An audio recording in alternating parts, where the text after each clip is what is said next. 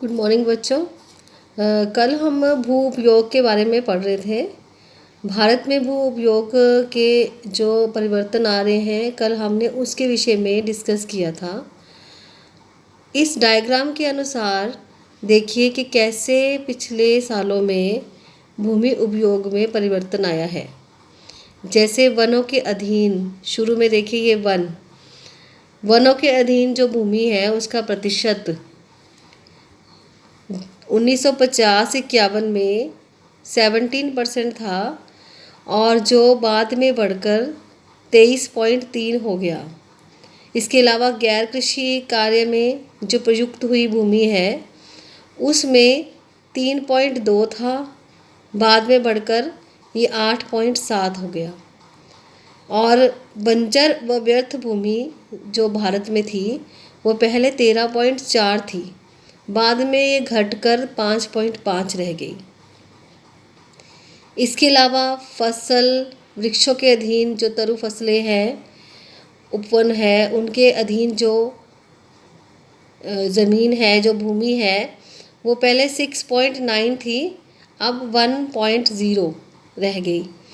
और इसके अलावा कृषि योग्य व्यर्थ भूमि पहले ज़्यादा थी, बाद में कम रह गई। और जो वर्तमान प्रति भूमि है वो भी कम रह गई। और वर्तमान प्रति भूमि जो उसके अलावा अतिरिक्त जो भूमि थी वो कम रह गई, लेकिन जो वर्तमान प्रति भूमि है वो सामान्य जैसी ही है। और निवल बोया गया क्षेत्र है वो बढ़ गया, पहले 4.41.7 था जो बढ़कर 45.5 हो गया निवल बोया गया क्षेत्र। इनके क्या कारण हैं? गैर कृषि कार्य में प्रयुक्त होने वाली जो भूमि है वो क्यों बढ़ी? क्योंकि गैर कृषि कार्य जो मैंने आपको बताया है वो क्या होते हैं, जो कृषि के अलावा।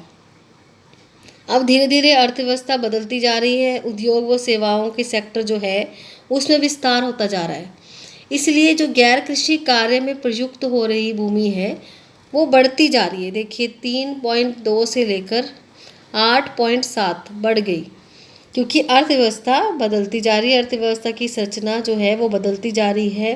प्राथमिक कार्य के को छोड़कर लोग द्वितीयक और तृतीयक कार्य में ज़्यादा व्यस्त हो रहे हैं। और सेकंड जो है, देश में जो वन क्षेत्र है वो कैसे बढ़ गया? वो इस तरह बढ़ गया उस क्षेत्र में, वो वास्तविक क्षेत्र वन क्षेत्र में कोई वृद्धि नहीं हुई, लेकिन जो सीमांकन वाला क्षेत्र था जहाँ पर कृषि नहीं होती थी उस जगह पर वन क्षेत्र बढ़ गया। और जो बढ़ती भूमि है, भारत में वर्तमान बढ़ती भूमि में जो वृद्धि हुई है वो 2 कारणों से हुई है। आपने देखा होगा जो बढ़ती भूमि है, वर्तमान बढ़ती भूमि वो थोड़ी सी बड़ी है। उसमें क्या कारण है, क्यों बड़ी है? क्योंकि वहाँ पर जहाँ पर वर्षा नहीं होती, वर्षा की अनियमितता है या फिर फसल चक्र जो है उसकी वजह से वहाँ की जो भूमि है अब उसे छोड़ दिया गया है, क्योंकि वहाँ पर वर्षा ढंग से नहीं होती है, अनियमित रूप से होती है, इसलिए जो वर्तमान प्रति भूमि है वो बढ़ती जा रही है। कृषि हेतु जो कृषि योग्य व्यर्थ भूमि है उसका जो उपयोग है, निवल बोए गए क्षेत्र में वृद्धि होने का कारण क्या है? क्योंकि जो जहाँ पर कृषि होती है वहाँ पर बहुत ज़्यादा कृषि होने लग गई है। निवल बोए गए क्षेत्र में न्यूनता का कारण गैर कृषि कार्य में प्रयुक्त भूमि के अनुपात में वृद्धि है। क्योंकि जहाँ पर पहले तो ये था कि जहाँ पर जो कृषि व्यर्थ भूमि पड़ी रहती थी, व्यर्थ भूमि है उसका उपयोग होने लग गया, उसमें कमी आ गई। कृषि हेतु कृषि योग्य व्यर्थ भूमि का उपयोग हम अब ज़्यादा करने लग गए हैं, क्योंकि बहुत सारे रासायनिक पदार्थ हैं उनका उपयोग करके हम उस व्यर्थ भूमि को भी उसमें भी कृषि करने लग गए। इसीलिए जो निवल बोया गया क्षेत्र है उसमें तो वृद्धि होती जा रही है, लेकिन जो दूसरी भूमि है उस पर गैर कृषि कार्य होने के कारण जो गैर कृषि कार्य है उसमें प्रयुक्त हुई भूमि है उसका अनुपात बढ़ता जा रहा है। व्यर्थ भूमि जो व्यर्थ भूमि पड़ी थी उसको हमने कृषि योग्य बना लिया है, इसलिए उसमें कमी आ गई है। निवल बोए गए क्षेत्र में वृद्धि हो गई है, कृषि योग्य व्यर्थ भूमि जो है उसमें कमी आ गई है। इस तरह से जो आजकल नई नई रासायनिक पदार्थ है, उर्वरक है, उनकी वजह से जो व्यर्थ पड़ी हुई भूमि है उसका उपयोग बढ़ गया है। और कुछ ऐसी चीज़ें हैं जो घट गई हैं, जैसे बंजर व्यर्थ भूमि घट गई है, कृषि योग्य व्यर्थ भूमि घट गई है, चरागाह घट गई है, और जो फसल है, फसलों के अंतर्गत भूमि है वो और प्रति भूमि घट गई है। कारण क्या है? क्योंकि समय के साथ साथ गैर कृषि कार्य बढ़ते जा रहे हैं। वैसे वैसे व्यर्थ और कृषि योग्य जो भूमि व्यर्थ पड़ी हुई थी, समय के साथ साथ उसमें भी कमी आती जा रही है, क्योंकि जो व्यर्थ भूमि पड़ी थी वो गैर कृषि कार्य में प्रयुक्त होने लग गई। और जो चरागाह थी, चरागाह में क्या हो रहा है, उस भूमि उसमें भी कमी आ रही है, क्योंकि जो साझी चरागाह थी उसमें गैर कानूनी तरीके से अब कृषि का विस्तार होने लग गया। इसीलिए जो चरागाह है अब उसमें भी कमी आने लग गई। इसमें आपको, मुझे उम्मीद है कि सारे पॉइंट समझ में आ गए होंगे। अगर कोई प्रॉब्लम आई तो आप मुझे पूछ सकते हैं। साझा संपत्ति, नेक्स्ट जो हमारा टॉपिक है वो है साझा संपत्ति संसाधन। साझा संपत्ति संसाधन क्या होता है? निजी और साझा दो तरह के संपत्ति संसाधन होते हैं। निजी भू संपत्ति और साझा भू संपत्ति। निजी में एक व्यक्ति या कुछ व्यक्तियों का अधिकार होता है, लेकिन जो दूसरा वर्ग होता है जिसमें साझा कहा जाता है, जैसे उसमें पूरे राज्य का उस पर स्वामित्व होता है। साझा संपत्ति जो होता है वो बहुत ही ज़्यादा महत्वपूर्ण होता है उन लोगों के लिए जो कमज़ोर वर्ग हैं या भूमिहीन कृषक हैं। वो उनके पास, जिनके पास ज़मीन नहीं है, कुछ कार्य नहीं कर सकते, उनकी अपनी भूमि नहीं है, वो साझा संपत्ति का उपयोग करके अपनी ज़रूरतों की पूर्ति कर सकते हैं।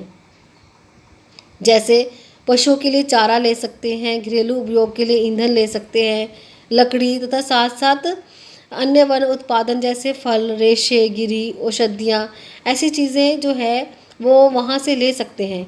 ग्रामीण क्षेत्रों में जो भूमिहीन कृषक होते हैं, वो आर्थिक रूप से कमज़ोर व्यक्ति होते हैं, वो अपने जीवन को व्यतीत करने के लिए उनके पास कुछ नहीं होता, तो वो इन चीज़ों के साथ ये वाले जो साझा संपत्ति है इसके साथ अपनी ज़रूरतों की पूर्ति कर सकते हैं। और जो महिलाएं होती हैं, महिलाएं भी इन भूमियों में विशेष महत्व रखती हैं, महिलाओं के लिए ये भूमियाँ, क्योंकि जो ग्रामीण इलाकों में चारा व ईंधन को एकत्रित करने की जिम्मेदारी जो होती है वो महिलाओं की होती है। तो इसलिए वो इन भूमियों से चारा और ईंधन की तलाश में उन्हें दूर दूर नहीं भटकना पड़ता, यहीं से वो सारा कुछ ले सकती हैं। जो साझा संपत्ति संसाधन है वो सामुदायिक प्राकृतिक संसाधन भी कहलाता है, क्योंकि उस पर सब लोगों का अधिकार होता है और वो प्राकृतिक रूप से अधिकार होता है, और साथ साथ जैसे कि सबका अधिकार होता है वैसे ही उसकी देख रेख का की जिम्मेदारी भी सबकी होती है।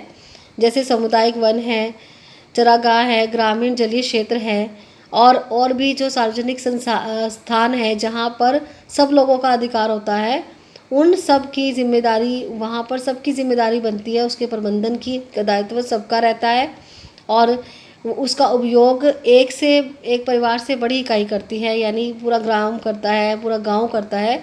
तो इस वजह से सब लोगों की जिम्मेदारी होती है उनको उसकी देखरेख करने की। भारत में कृषि में जो भू उपयोग हो रहा है उसके विषय में हम पढ़ेंगे। यहाँ पर भू संसाधनों का महत्व उन लोगों के लिए अधिक है जिनकी आजीविका कृषि पर है। देखिए, द्वितीयक और तृतीयक जो आर्थिक क्रियाएं होती हैं उनसे ज़्यादा जो कृषि होती है, कृषि भूमि पर आधारित होती है। द्वितीयक और तृतीयक क्रियाएं हम भूमि के बिना भी कर सकते हैं, जैसे भूमि उसके लिए इतनी ज़्यादा नहीं चाहिए होती, लेकिन जो कृषि है, कृषि के लिए बहुत अधिक मात्रा में भूमि चाहिए होती है। कृषि उत्पादन में भूमि का योगदान अन्य सेक्टरों से अधिक है। ग्रामीण क्षेत्रों में भूमिहीनता प्रत्यक्ष रूप से वहाँ की गरीबी से संबंधित है। गांव में जो लोग रह रहे हैं वो भूमिहीन हैं, वो उनकी गरीबी है, इसलिए वो भूमिहीन है, उनके पास भूमि नहीं है, जिसकी वजह से वो कृषि नहीं कर पाते। भूमि की गुणवत्ता कृषि उत्पादकता को प्रभावित करती है, जो अन्य कारकों में नहीं है। भूमि की गुणवत्ता जो है वो कृषि की उत्पादकता को प्रभावित करती है। द्वितीयक और तृतीयक क्षेत्रों में भूमि की गुणवत्ता महत्वपूर्ण नहीं होती। कोई उद्योग है, कोई सेवाओं वाला सेक्टर है, परिवहन के, संचार के साधन हैं, डॉक्टर है, इंजीनियर है, वैज्ञानिक है और उद्योग लगाने हैं, इसमें हम भूमि की गुणवत्ता को नहीं देखते। लेकिन अगर अगर हमने कृषि करनी है तो हम भूमि की गुणवत्ता को देखकर ही कृषि करते हैं।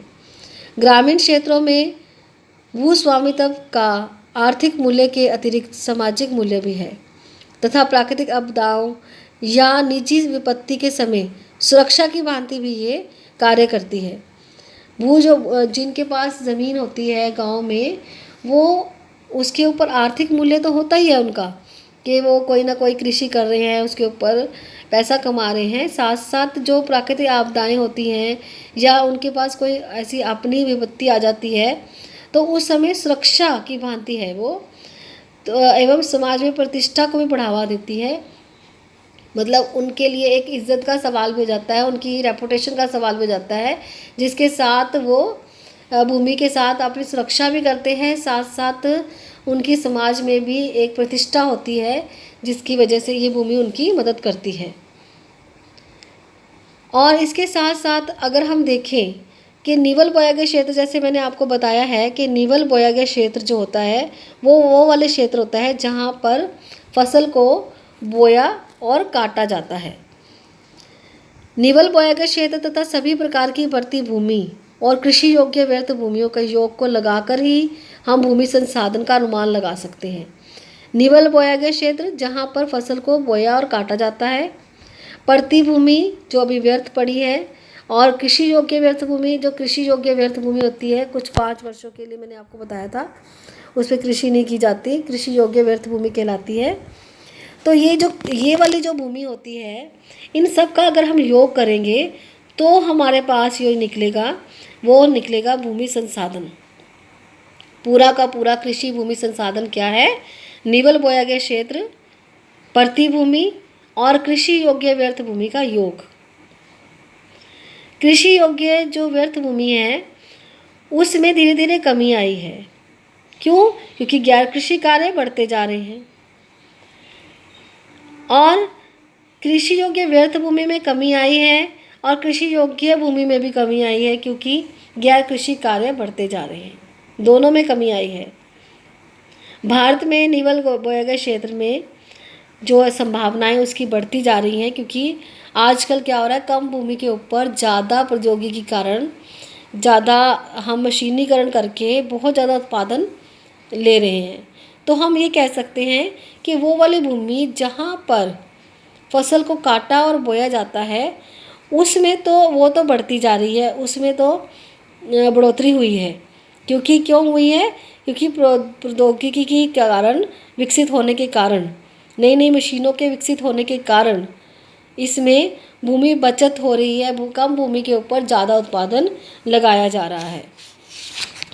और इसके अलावा जो प्रौद्योगिकी है उसको हम 2 भागों में बांटा जा सकता है। पहली वह जो प्रति इकाई भूमि में फसल विशेष की उत्पादकता को बढ़ाए, यानी थोड़ी सी भूमि में फसल की उत्पादकता को बढ़ाए। और दूसरी है जो गहन कृषि भी यही है कि एक तो कुछ भूमि में उसकी उत्पादकता को बढ़ाना, दूसरा थोड़ी सी भूमि के ऊपर अधिक मात्रा में गहन कृषि करना।